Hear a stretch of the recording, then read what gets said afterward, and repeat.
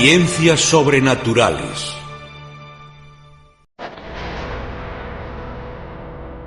Junto a la costa sudoriental de los Estados Unidos yace un paraje marino de mala reputación. Muchos han perecido en estas aguas engañosamente calmas.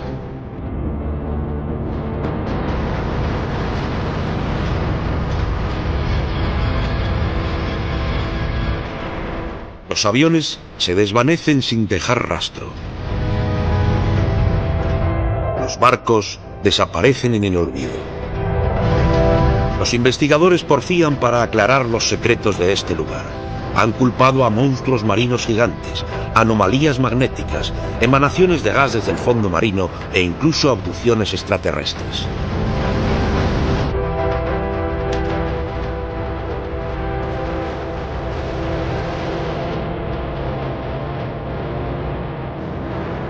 Para algunos es el área marina más peligrosa del mundo. Lo llaman el Triángulo de las Bermudas.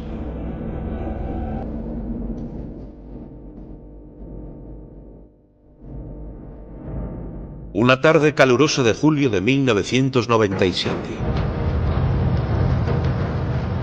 La fragata de la Royal Navy HMS Londres estaba a punto de tropezar con el último misterio del Triángulo de las Bermudas. Volvíamos de unas maniobras en Terranova, hacia las Indias Occidentales, cuando nos adentramos en una bonanza. Y como era la tarde del sábado, después de las 4, decidimos que se podía nadar un poco y estábamos reduciendo la velocidad.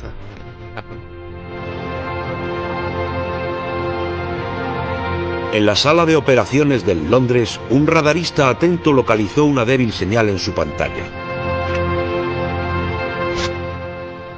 Una señal como esta en la pantalla puede significar varias cosas: boyas pesqueras, boyas meteorológicas, a veces una nevera o un container caídos de un barco. Sí, señor. Nuevo contacto a 195,8 millas.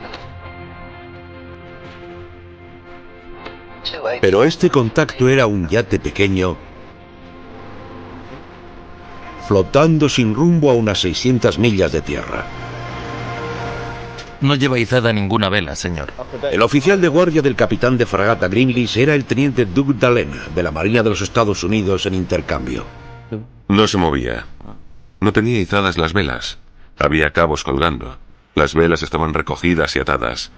Y la botavara principal estaba rota. Así que el capitán me dijo que había que echar un vistazo más de cerca. A ver si podemos levantar a alguien. Sirena, 2 toques cortos. A la orden, señor, 2 toques cortos. 2 toques cortos.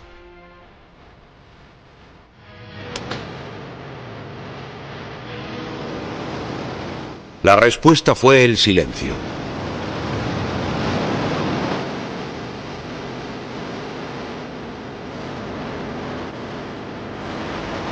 El HMS Londres envió una lancha. La dotación temía lo que pudieran encontrar en el yate.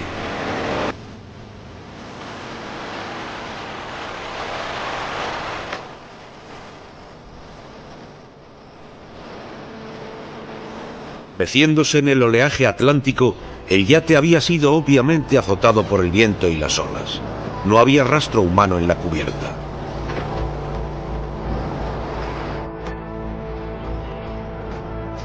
Dentro, el tiempo se había detenido.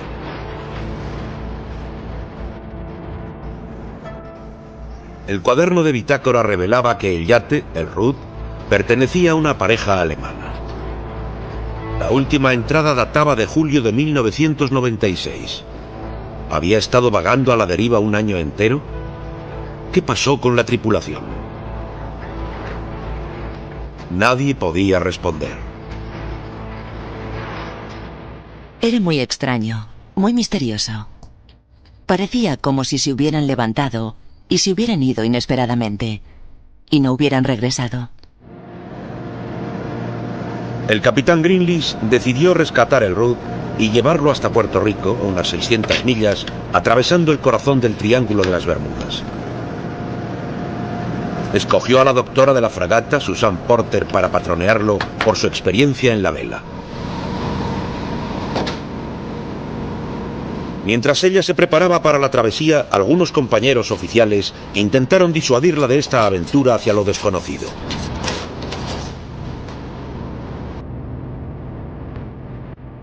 Algunos fueron muy entusiastas y me animaban a ir.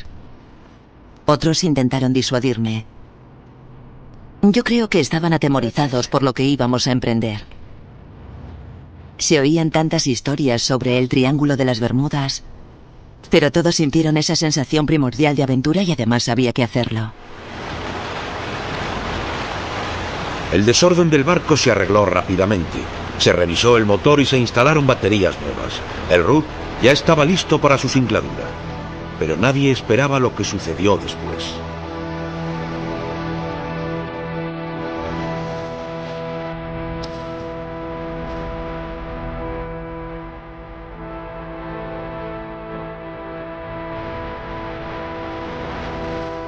El primer día todo fue bien. El Ruth navegó perfectamente. Recorrieron 100 millas náuticas.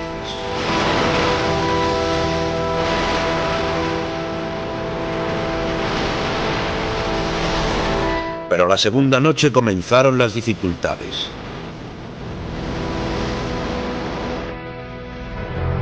A las 9, la tripulación intentó arrancar el motor.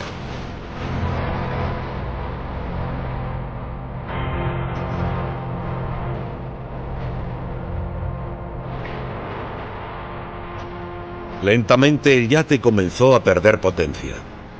Las luces se apagaban. Los sistemas de navegación fracasaban. La radio no respondió. La tripulación instaló iluminación química, pero estaban a merced de las olas y el viento. Cuando las cosas comenzaban a ir mal y veíamos que nos alejábamos poco a poco de la fragata, nos asaltaban los pensamientos. Bueno, ¿es esto lo que nos temíamos? Encontramos el barco, decidimos rescatarlo y llevarlo a Puerto Rico. Pero para ello tenemos que atravesar el Triángulo de las Bermudas. Y entonces, cuando fallan la batería, el motor y la radio, o nadie responde, te preguntas, ¿cuántos de los misterios que hemos oído empezaron así? Sin la ayuda de los modernos sistemas electrónicos, la pericia del piloto Doug Dalena se puso a prueba. En una impresionante proeza de navegación, condujo el barco hasta Puerto Rico con precisión absoluta. El 12 de julio el yate arribó a San Juan. Pero aunque el barco se salvara, su tripulación original seguía desaparecida. ¿Se habían ahogado? No se encontró ningún cuerpo. La prensa pregonó otro misterio del Triángulo de las Bermudas. Pasaría algún tiempo antes de que la verdadera historia del Ruth se desvelase.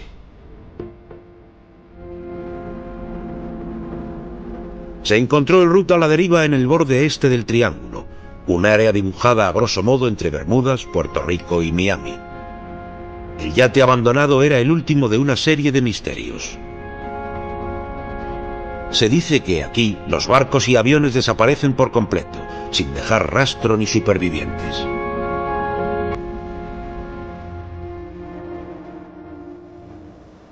La película El Triángulo Diabólico narra la historia del caso más famoso de todos, la desaparición del vuelo 19. En la tarde del 5 de diciembre de 1945, 5 aviones Avenger de la Marina norteamericana despegaron de su base en Florida en vuelo rutinario. Eran las 2 en punto cuando el comandante del escuadrón, teniente Charles C. Taylor, sintió que la Tierra desaparecía bajo su avión. La película, narrada por Vincent Price, sugiere que los pilotos del vuelo 19 se iban a encontrar con algo muy extraño.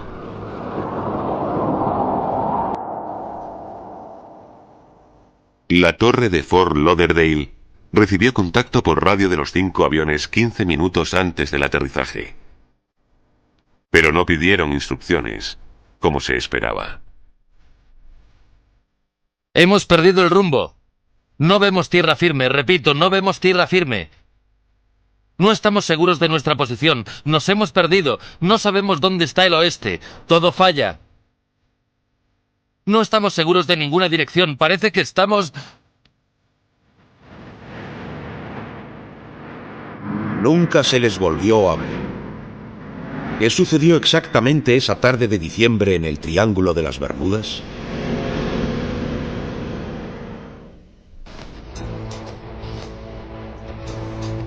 ¿Cómo desaparecen en el aire 5 aviones de la Marina?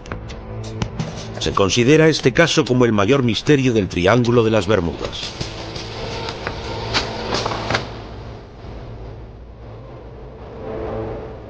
El vuelo 19 era un escuadrón de torpederos Avenger que tienen una autonomía de 1000 millas, tripulado cada uno por 3 hombres. Fort Lauderdale, Florida. Estos edificios en decadencia pronto serán demolidos, pero fueron residencia de los pilotos del vuelo 19.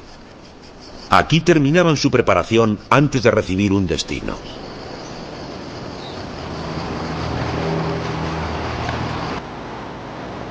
En 1945, David White era instructor de vuelo en la Estación Naval del Aire.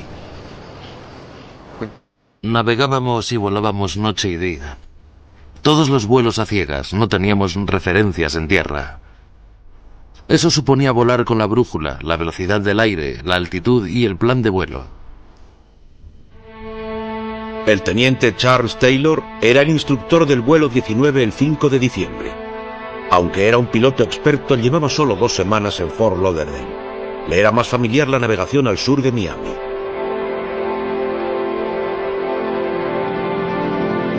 A las 14 horas y 10 minutos, dirigió a sus alumnos en su ejercicio. Estaba programado volar al este hacia Bahamas, luego al norte, al suroeste y de vuelta a la base. Taylor dejaría a uno de sus alumnos dirigir al resto en formación cerrada.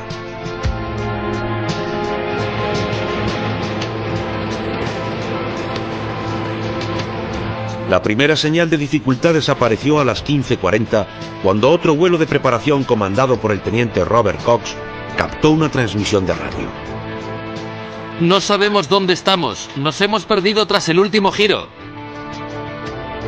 Cox preguntó por el problema.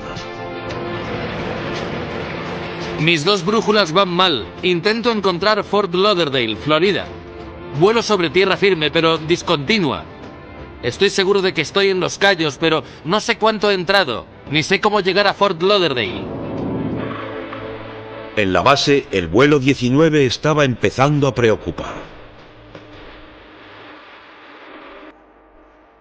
Yo diría, por el temblor de su voz, que estaba asustado. Y esto fue lo que me alertó de que él había hecho algo mal. Sabía que estaba en apuros. No sabía dónde estaba. En diciembre de 1945, Melvin Baker era un radiooperador de Port Everglades, próximo a Fort Lauderdale. Esta es la primera vez que Baker ha hablado ante la cámara de los sucesos de aquel día. Cree que la tragedia del vuelo 19 podía haber sido evitada. Mientras Baker escuchaba las transmisiones urgentes del vuelo, apreció que algo no concordaba. Taylor había dicho que estaba sobre Los Cayos, en el Golfo de México. Si hubiera estado sobre el Golfo, yo no le hubiera podido oír tan nítido y él no me hubiera oído con claridad cuando yo intentaba hablar con él. ¿Estaba Taylor sobre los Cayos de Florida como creía? Baker lo dudaba. Tal vez el vuelo 19 no estaba tan lejos del rumbo después de todo. Desde el aire las Bahamas son muy similares a los Cayos. El tiempo corría. ¿Cómo podría Baker probar su teoría?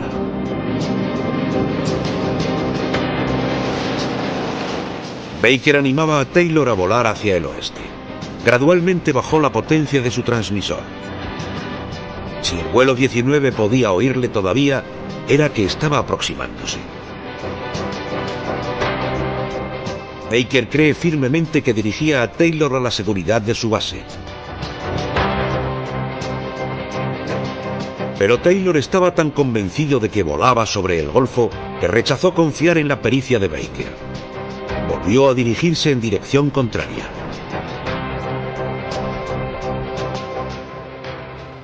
Nos dirigimos 0,30 grados y 45 minutos, así que volaremos al norte para asegurarnos de que no estamos sobre el Golfo de México. Hoy, Melvin Baker lamenta no haber tenido autoridad para ordenar al vuelo 19 que continuase volando hacia el oeste. No se me permitía dar esa orden. Yo era un soldado raso. No podía decir a un piloto lo que tenía que hacer, aunque tuviera jurisdicción sobre ese sector. Los frecuentes cambios de dirección de Taylor eran señal de que estaba confuso. El vuelo 19 agotaría pronto el combustible y tendría que amerizar en el océano. La situación se volvía crítica. Se necesitaba desesperadamente fijar la posición.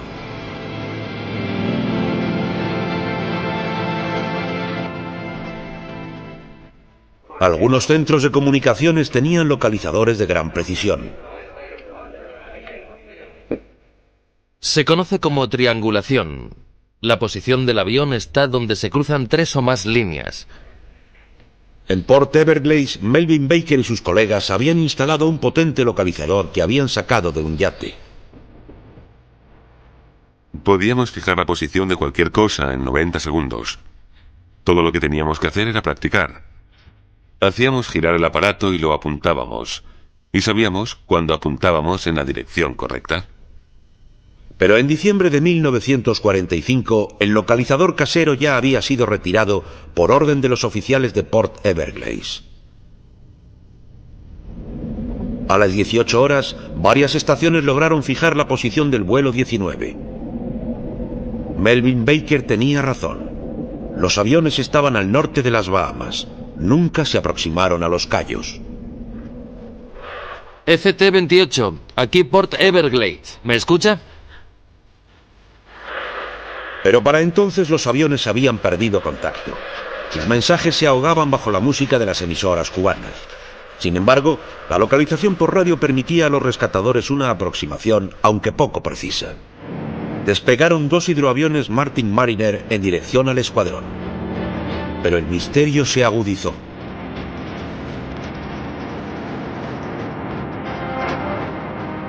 Uno de los Mariners se esfumó aparentemente en el aire. Se organizó una búsqueda masiva. Más de 200 aviones peinaron el área, pero no encontraron rastro del vuelo 19 ni del Mariner. Muchos escritores han investigado el Triángulo de las Bermudas desde los años 60. Algunos infirieron que hay extrañas fuerzas que afectan a barcos y aviones.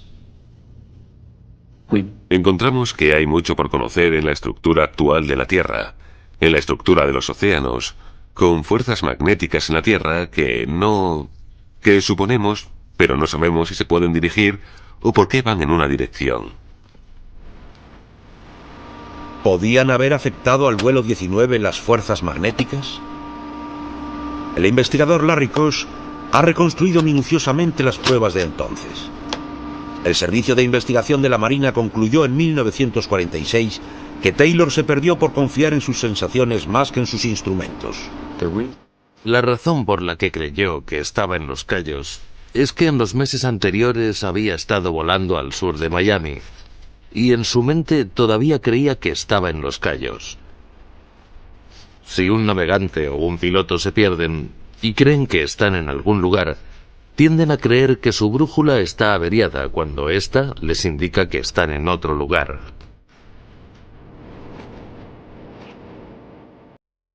Vamos fuera de rumbo. No vemos tierra firme. Repito, no vemos tierra firme. No estamos seguros de nuestra posición. Koch no ha encontrado nunca ninguna referencia a extraños mensajes del vuelo 19 que algunos autores manifiestan como cruciales en el misterio. Hay varios mensajes supuestos que hablan de un agua blanca y un mar que no tiene el aspecto que debía. He hablado con el personal que estuvo en la torre de control y he revisado cuidadosamente la investigación de la Marina a los testigos. En ningún momento aparece nada que diga tal cosa. Entonces, ¿cómo pudo desaparecer el vuelo 19 sin dejar rastro? La mayoría de los escritores sugieren que desaparecieron en una tranquila tarde en condiciones ideales para el rescate. Esta película de la época de la guerra describe la manera de abandonar un avión en el agua.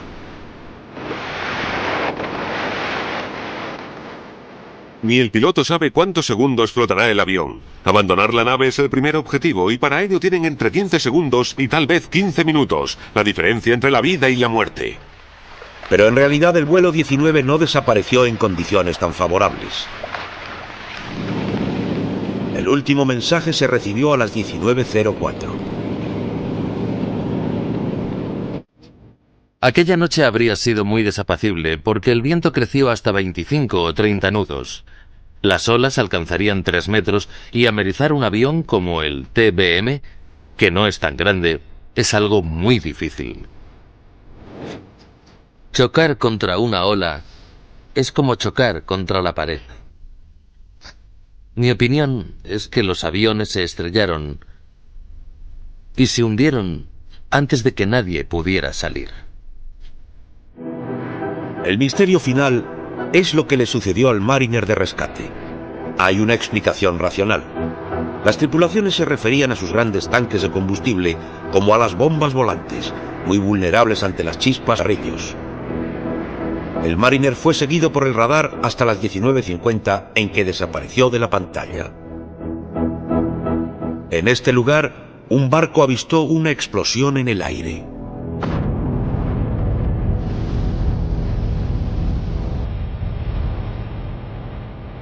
Aquello no me afectó hasta las 21 horas de aquella noche.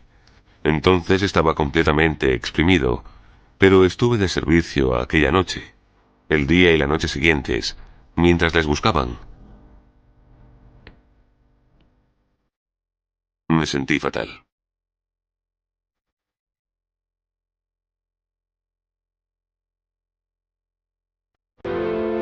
Aquella noche de diciembre de 1945, 27 jóvenes murieron de un golpe. Aunque el destino del vuelo 19 se ha ido aclarando, no es el único misterio del Triángulo de las Bermudas. ¿Qué tiene esta zona del mar que le da una reputación tan terrible?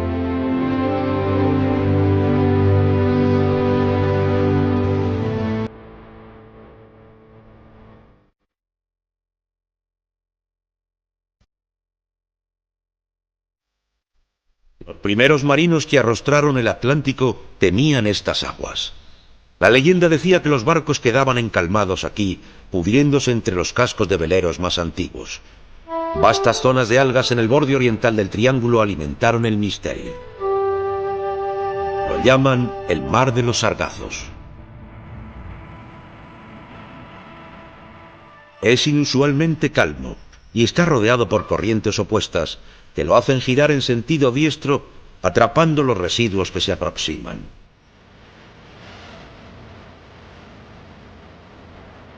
La vegetación daba a los marinos la falsa esperanza de aproximarse a tierra cuando estaban a unas 700 millas de la costa americana.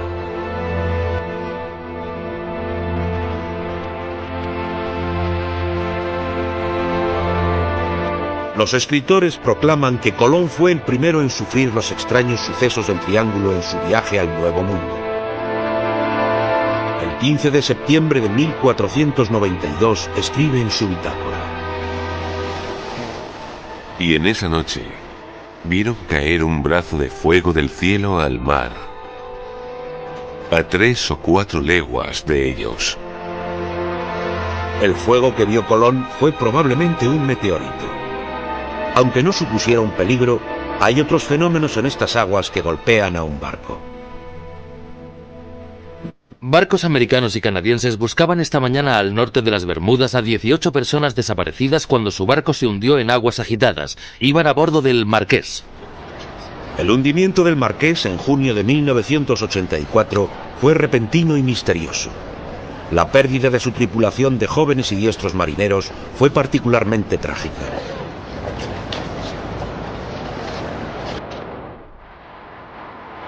El Marqués competía en la segunda manga de la carrera de yates entre Bermudas y Halifax cuando fue golpeado por un fenómeno que ocultaba los barcos a 2 millas de distancia.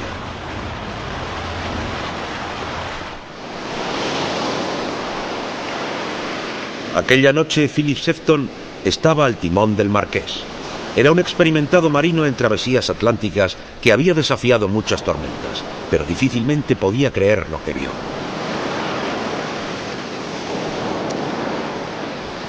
Un viento nos golpeó en el cuarto trasero del barco. Era de una intensidad asombrosa. Era una estrecha línea de viento que restallaba con una fuerza física tremenda y que superaba con mucho los 100 nudos. Volaba a las crestas de las olas y volvía el agua como la leche. No se podía distinguir el agua de la espuma.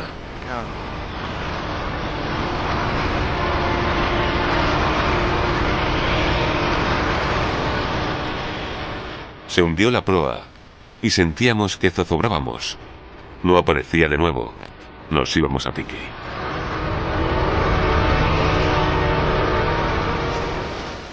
Todo duró 45 segundos.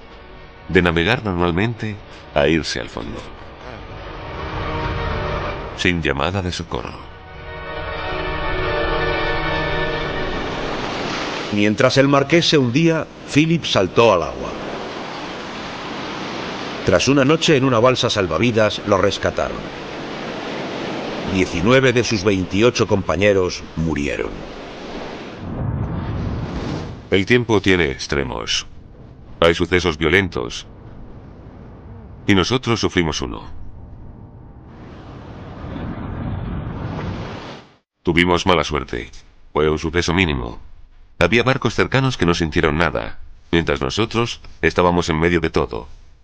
Mientras el evento siguió su propio curso. Una tormenta similar fue el motivo aparente del desastre del avión de Delta Airlines en el aeropuerto de Dallas en agosto de 1985. Murieron 137 personas. La hora prevista para el aterrizaje eran las 5:49, pero nunca tuvo lugar. En la aproximación, el avión se encontró con una tormenta de gran violencia. ¿Qué clase de viento causa tal devastación a barcos y aviones? 5, 4, 3. Motor Atlas, ignición. 1, 0. Despegue del cohete Atlas Lockheed Martin, servicios internacionales. En el Centro Espacial Kennedy, el buen tiempo es esencial para el éxito de los lanzamientos de cohetes y lanzaderas. El 16 de agosto de 1994, los sensores detectaron intensas ráfagas de viento en la pista de la lanzadera. Alcanzaban 65 nudos. Si la lanzadera espacial hubiera estado tomando tierra, habría habido una catástrofe.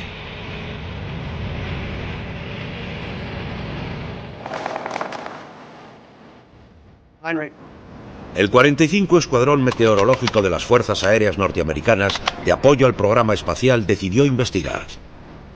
Sospechaban de un fenómeno llamado microestallido. Un microestallido es un tipo de tormenta muy fuerte que desciende. Su particularidad es que es muy pequeña, menos de 3 kilómetros, y dura menos de 5 minutos. Un precioso microestallido. Vientos de casi 100 kilómetros por hora. Los microestallidos suceden normalmente en el transcurso de otras tormentas. Una columna de aire frío desciende rápidamente hacia el suelo y se expande hacia afuera. Esto genera vientos violentísimos. Increíble. Un viento recto increíble. 2 veces al día se sueltan globos sonda desde la estación meteorológica de Cabo Cañaveral. Llevan sensores electrónicos que envían datos de las capas superiores de la atmósfera.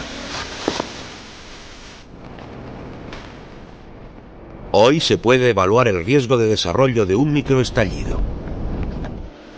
Los meteorólogos pueden ayudarse de las imágenes de células tormentosas del radar para advertir amenazas inminentes.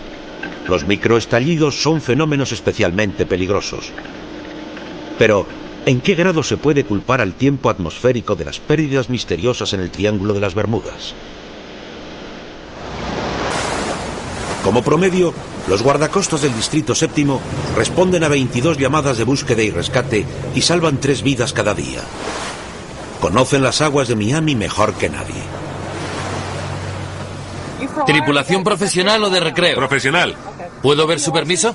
El guardacostas Ken Morton cree que las tormentas pueden afectar al equipo eléctrico y de navegación. Una vez durante una tormenta con aparato eléctrico, la brújula giraba sin control. No daba vueltas completas, pero sí variaba 200 grados en una u otra dirección. Así que para su uso práctico era completamente inútil. Lo achaqué a que los rayos influían en el campo magnético interior de la brújula. Pero el verdadero peligro de estas aguas es la calma aparente que a menudo da a los marineros una falsa sensación de seguridad. La creencia generalizada es que las aguas de Florida son más tranquilas que otras de los Estados Unidos. Pero de tanto en tanto encontramos mar gruesa con olas de más de 3 metros. El mayor problema para la navegación son las tormentas de verano, especialmente las eléctricas y las turbulencias que se presentan muy rápidamente. Reducen la visibilidad y, combinado con la fuerza del viento y la lluvia, crean una situación muy difícil para los barcos. Muchos escritores desdeñan esas tormentas en aras de mantener vivo el misterio. Consideremos el caso que desapareció en aguas de Miami en diciembre de 1967. Cuando se encontró en dificultades, pidió ayuda a los guardacostas. Esta película presenta la versión convencional de la historia. Los dos hombres, convencidos de que su barco era insumergible por las cámaras de flotación incorporadas, se dedicaron a contemplar la tormenta en las proximidades de la boya 7. Pero cuando los guardacostas llegaron a su posición, no encontraron rastro del navío. Pero aunque el barco desaparecido estaba aún en su última llamada, al alcance de las luces de Miami Beach, ya se había internado en el Triángulo Diabólico. Contradiciendo a esta película, aquella noche el tiempo era malo y el barco nunca radió su posición con precisión. El yate Revonok, propiedad del millonario Herbie Conover, desapareció en enero de 1958, parece ser que a vista de tierra. Estaba a 150 millas. En el Triángulo Diabólico. La realidad es que el Revonok desapareció en las inmediaciones de vientos huracanados. Más de 300 hombres desaparecieron en el hundimiento del US Cyclops en 1918. Es uno de los mayores misterios relacionados con el Triángulo, pero también se pudo ver afectado por el mal tiempo. Yendo a las fuentes originales, el investigador Larry Kush ha intentado desvelar qué yace tras estas historias. Encontré que detrás de casi todos los casos estaba el mal tiempo. No son necesarias fuerzas paranormales para hundir un barco cuando está en medio de un huracán y el viento ruge a 75 millas por hora. Los escritores desdeñan esto en sus por ellos llamados misterios. Así que la mayoría de estos misterios corren a cuenta del mal tiempo. Pero hay otra teoría. El poder destructivo del Triángulo viene de una fuente de energía del fondo marino.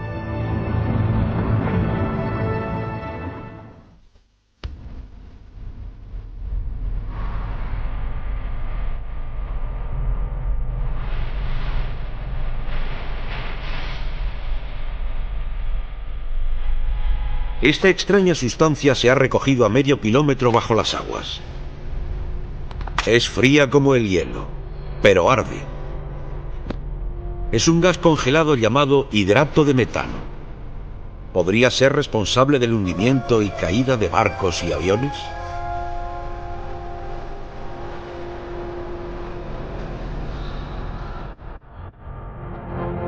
Se encontró por primera vez en 1920 obstruyendo las tuberías de gas natural. Se genera cuando se combinan el agua y el gas metano a gran presión y bajas temperaturas.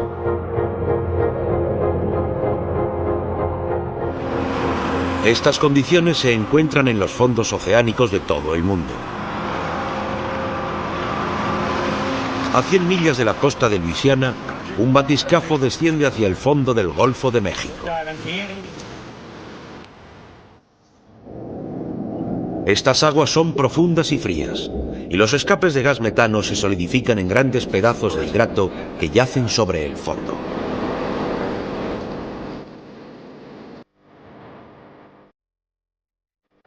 La mayor parte del hidrato del planeta está enterrado en los sedimentos.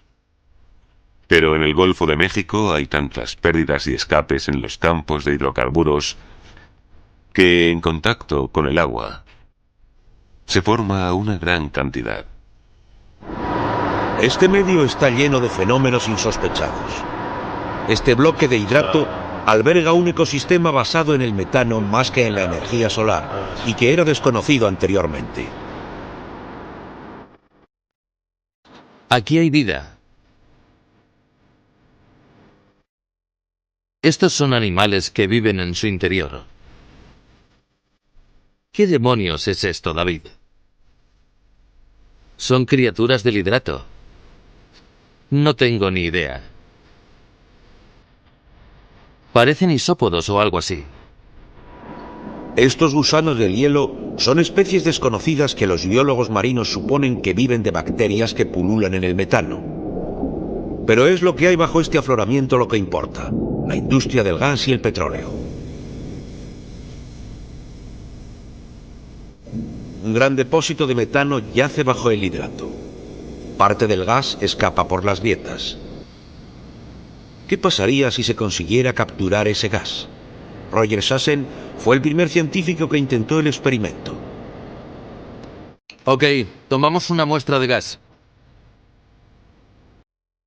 Cuando el metano entró en contacto con la probeta, el gas comenzó a cristalizar formando cristales de hidrato de metano artificial.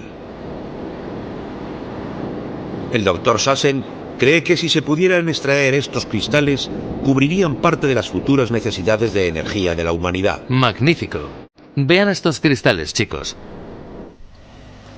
Cuando los cristales se deshacen en agua caliente, desprenden enormes cantidades de metano. 1 litro de hidrato produce 170 litros de gas. Esta es una reserva mucho mayor que la que hemos estado extrayendo en los últimos 200 años, desde la Revolución Industrial. Tenemos un combustible limpio y con reservas para siglos. ¿Cómo puede esta sustancia potencialmente beneficiosa ser un peligro para barcos y aviones?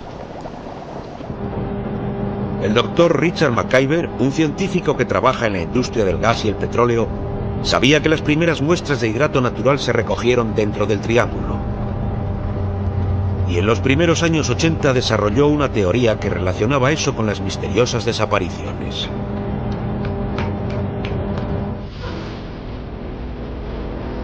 Los maremotos causan deslizamientos de tierra en la placa continental de Florida.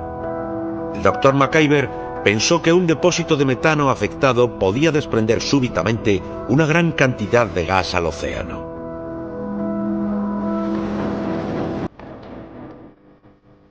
¿Qué consecuencias traería esto a un barco?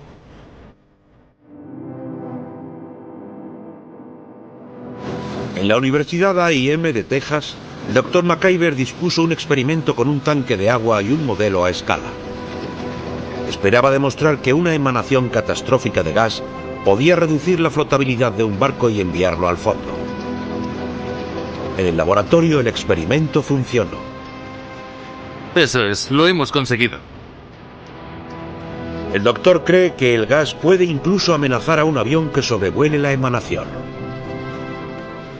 Mi creencia es que el avión puede sufrir enormes turbulencias que causen su caída. Pero más importante aún es que el gas diluido en 5 o 10 partes de aire forma una mezcla combustible que puede entrar en ignición con los gases de los motores del avión.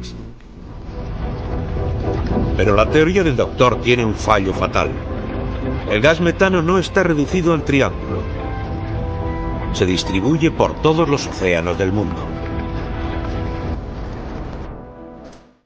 Si el hidrato fuera peligroso para los barcos y los aviones, habría muchas catástrofes en el Golfo de México, en la costa occidental de África o Venezuela.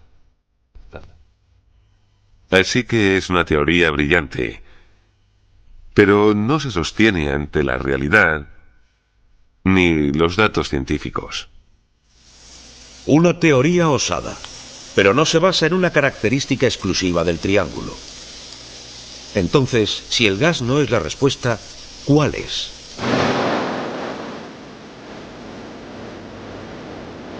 La prensa fue la que sugirió que había un misterio. El 17 de septiembre de 1950, el Miami Herald publicó un artículo de Edward Van Winkle Jones. Él había advertido que entre 1945 y 1950 habían desaparecido 135 personas en las aguas de Miami. Relató la historia de 9 aviones y un barco desaparecidos. Allí no aparecía nada sobre fuerzas misteriosas. Se establecía que habían desaparecido varios aviones y varios barcos en la costa sureste. Y a partir de aquí y con los años, la gente fue inflando la historia. El mago y escritor Vincent Gaddis fue quien alumbró la idea de un triángulo de las Bermudas. En la revista Argosy sugirió que el origen del misterio era un tipo desconocido de aberración atmosférica.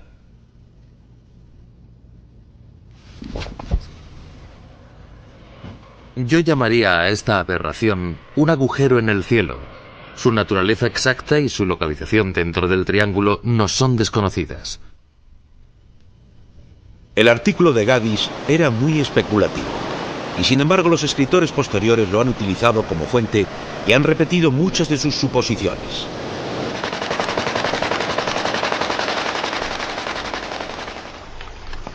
En los años 70, Charles Berlitz popularizó el mito del triángulo. Ha vendido 18 millones de libros en 30 lenguas distintas. Se dice que es una coincidencia que barcos y aviones desaparezcan en tal cantidad. Pero esto no ha sucedido así en ninguna otra parte del mundo. Pero la aserción de que el triángulo es un caso único no está confirmada por los hechos. El negocio de Lloyd's of London es asegurar los barcos calculando los riesgos de desastre en el mar. El broker Peter Christmas conoce las áreas de mayor riesgo. La mayoría de los siniestros suceden donde se cruzan los corredores marítimos y donde están más concurridos. Verán que hay más siniestros en el estrecho de Malaca, las entradas a Japón y Corea, el Canal de la Mancha, la entrada al Báltico. A nosotros nos afectan más los barcos que circulan en estas áreas que en el Triángulo de las Bermudas. No lo consideramos un área de especial riesgo, no penalizamos las primas allí y estadísticamente no tenemos ninguna razón para creer que sea más peligrosa que cualquier otra parte del mundo. Si los expertos en seguros están en lo cierto, hay muchas zonas en el mundo tan misteriosas como el Triángulo. ¿Qué oscuros secretos ocultan otras aguas?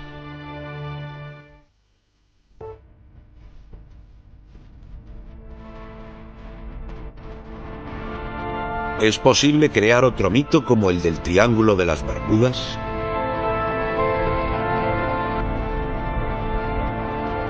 Tomemos un trozo de mar del mismo tamaño y forma. Este triángulo en el Atlántico incluye las Islas Canarias y las Azores.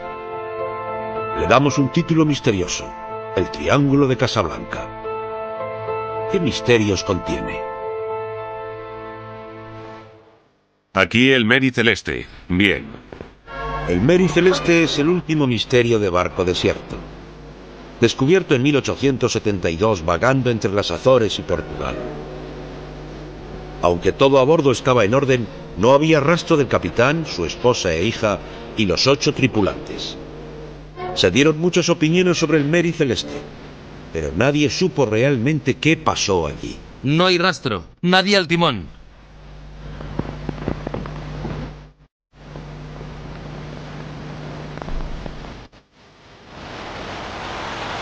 El misterio más reciente en aquellas aguas fue la desaparición del magnate de la prensa Robert Maxwell de su yate de lujo en las Islas Canarias. Maxwell atravesaba dificultades financieras. ¿Se arrojó al agua? ¿Sufrió un ataque cardíaco? ¿O fue uno más de los siniestros efectos del Triángulo de Casablanca?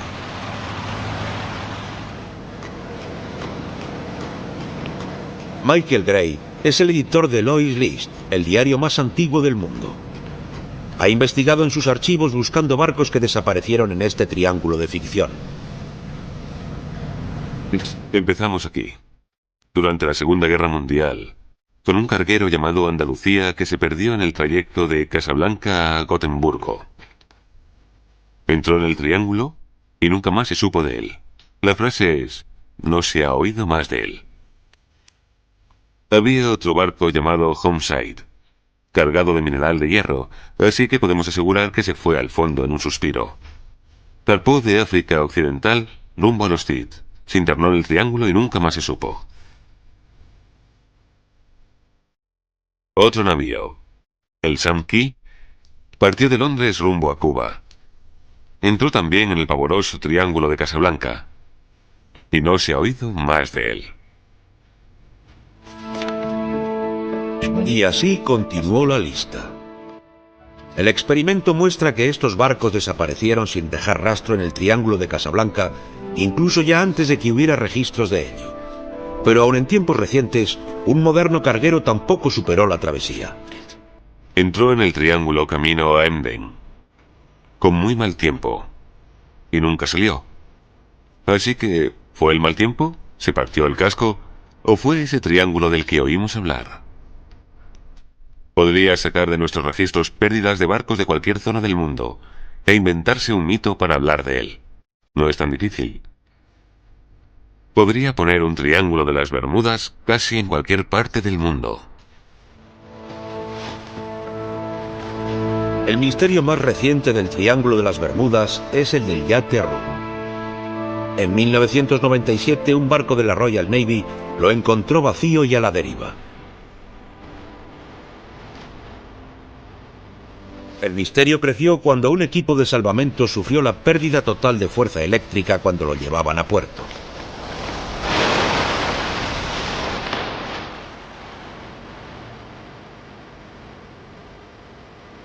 Ahora está seguro en el puerto de la isla Tórtola de las Islas Vírgenes Británicas. La misteriosa pérdida ha sido por fin esclarecida.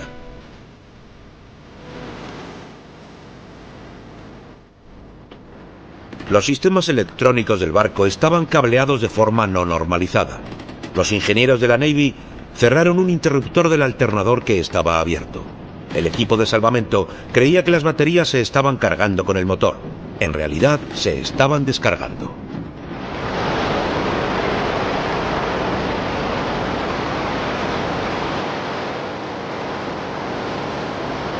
Y resultó también que los propietarios del Root tampoco habían desaparecido en el aire.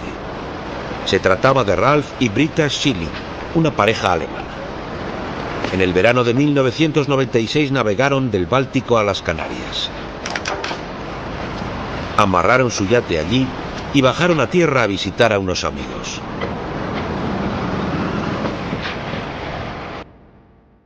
Regresamos unos días después, a la bahía.